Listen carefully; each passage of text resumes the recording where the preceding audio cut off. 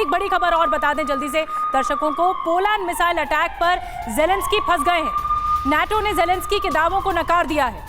Poland में रूस का अटैक होने से इनकार कर दिया है। अमेरिका और कई पश्चिमी देशों ने भी नहीं माना कि ये हमला रूस ने किया है।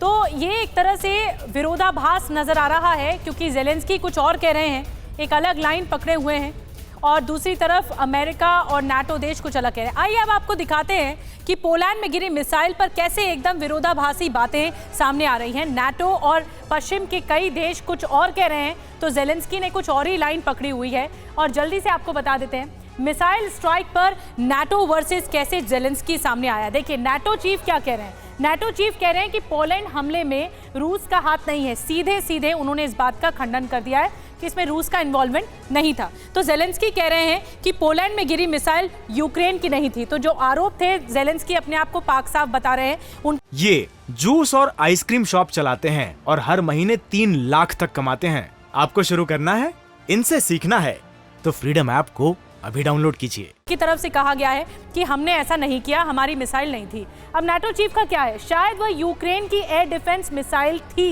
ये शायद जो बोल के नाटो चीफ ने उकसाने की कार्रवाई की है।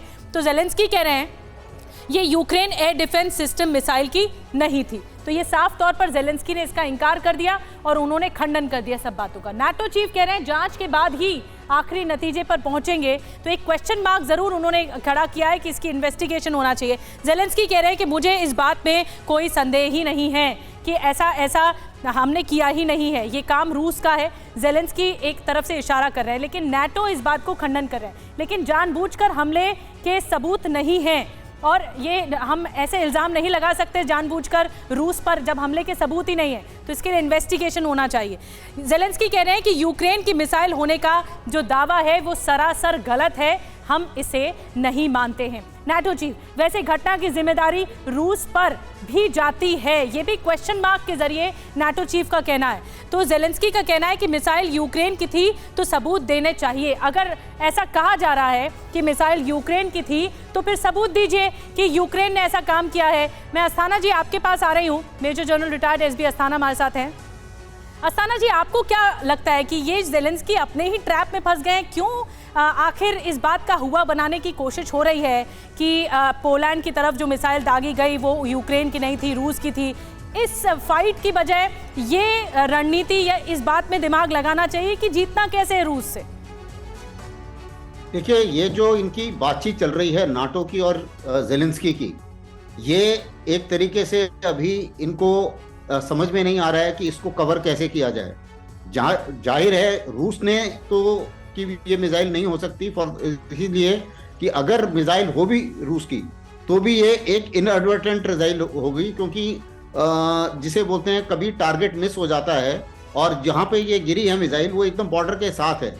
दूसरा कारण ये हो सकता है कि रूस ने मान लो मिसाइल फायर की, इन्होंने अपना एयर डिफेंस सिस्टम एक्टिवेट किया और वो एयर डिफेंस सिस्टम की मिसाइल जो है वो जाके पोलैंड में गिर गई। अननेसेसरी अस्थाना साहब, आप एक क्वेश्चन मार्क की स्थिति में आ गए। जब नाटो ने आपको इतनी मदद की है तो फिर क्यों इस बात के लिए संदेह पैदा करना कि आपके जरिए ये कहा जा रहा है? तो ये गलत है। एक्चुअली उन्होंने जब जेलेंस्की ने शुरू में ही जाके हल्ला करना शुरू कर दिया था कि रूस ने फायर कर दिया है, आप रिएक्ट कीजिए, और आप नाटो की तरफ से उन्होंने बोलना शुरू किया था कि आप अभी रूस पर हमला कीजिए ना। जब ये उन्होंने बोला था उसके ऊपर सारे के सारे अपना G20 छोड़ के वो स्टेटमेंट्स देना शुरू हो गए थे। तो एक तरीके से जिसे बोलते हैं कि अजीब सा क्राइसिस क्रिएट करने की कोशिश की गई। मतलब एक कहावत है ना, बंसल साहब मैं आपके पास आ रही हूँ, जल्दी से छोटा सा कमेंट, मैं फिर एक ब्रेकिंग न्यूज लूंगी। एक मिनट, मैं एक वर्ड बोलना चाहूंगा जी। हाँ जी बताइए।